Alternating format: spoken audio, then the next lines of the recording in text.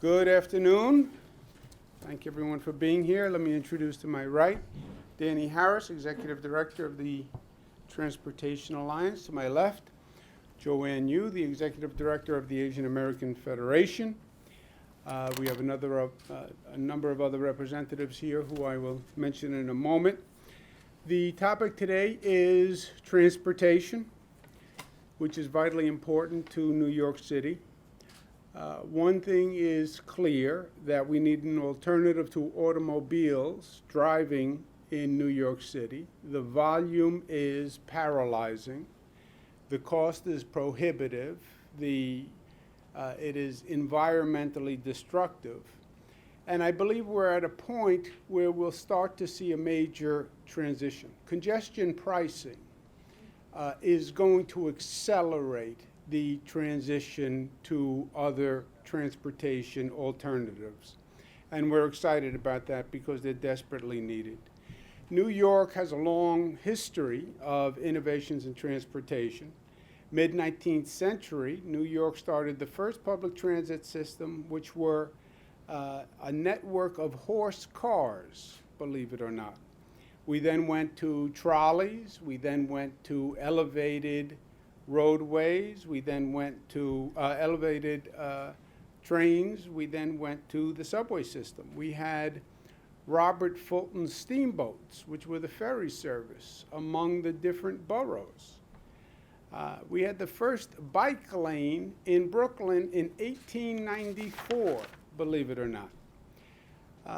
So now we have e-bikes and e-scooters, which pose exciting potential. They've been used successfully in other countries.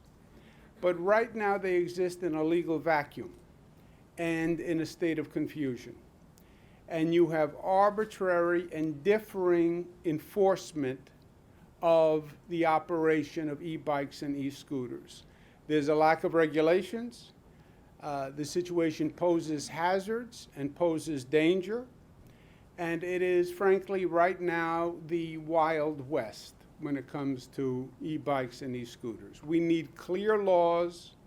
We need clear rules. We need clear regulations. And they should all start with safety first. Safety for the riders, safety for the pedestrians, safety for other travelers.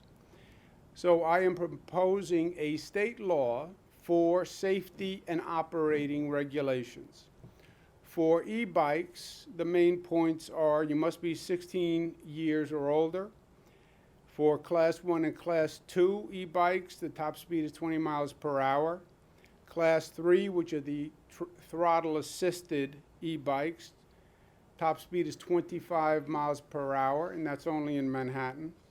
They are banned on sidewalks, except to park, only to be used on roads with a speed limit of 30 miles or less, 30 miles per hour or less. They must have lights on them. You need helmets to operate a Class 3, and there are DUI protections. That was for e-bikes. For e-scooters, you must be 16 years old, top speed 15 miles per hour, only to be operated on roads with a speed limit of 30 miles per hour or less. They're banned on sidewalks, except for parking purposes. They must have lights, helmets for anyone under 18 years old, and DUI protections also. Local governments can opt out of these rules entirely, or they can amend these rules. But this is a statewide legal system that now provides clarity for everyone. And it's important for everyone. It's especially important for immigrant delivery workers who, in many cases, have been subjected to arbitrary enforcement given the vagary of the laws and regulations.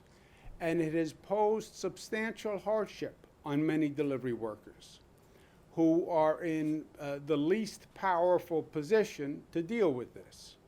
There have been confiscations, there have been fines, and it has placed an undue burden on these members of our society for too long. And we think now with these laws in place, everybody will know the rules of the road, everybody will know what to follow, police officers will know what to enforce, and we believe the clarity is going to be a major plus. I want to thank the representatives who are here today.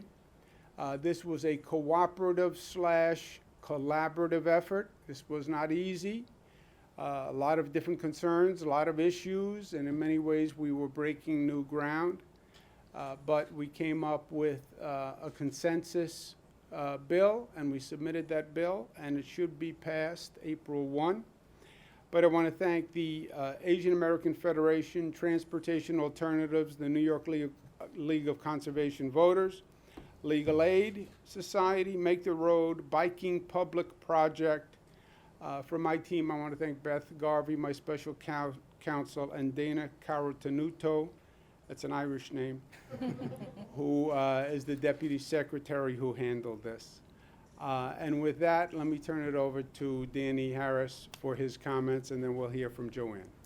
Governor, thank you. On behalf of Transportation Alternatives and Families for Safe Streets, I'm honored to be here today. And Governor, under your leadership, you continue to make bold and innovative advancements both for New York's present and also for its future. You, like we, see that transportation is inextricably linked to our goals around climate change, around income inequality, and around safety. Like you, we believe that New York needs to move at the speed of an e-bike and not at an SUV stuck in midtown traffic.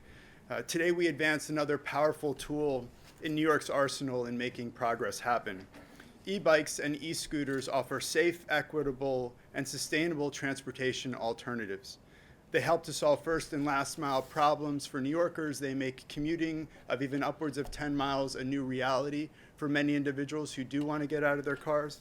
They address the ongoing car payments that too many New Yorkers are saddled with. They help to address our sustainability and climate goals. And most importantly, they help to support a growing workforce. As the demands of New Yorkers grows and their need of having things delivered in real time immediately grows, this is really an opportunity, Governor, as you've done, to not just celebrate workers, but to help to support our most vulnerable, including 40,000 delivery workers who have, as you have said, been unfairly targeted for doing the work that they are required to do and they are asked to do. And we thank you for your leadership, especially on that.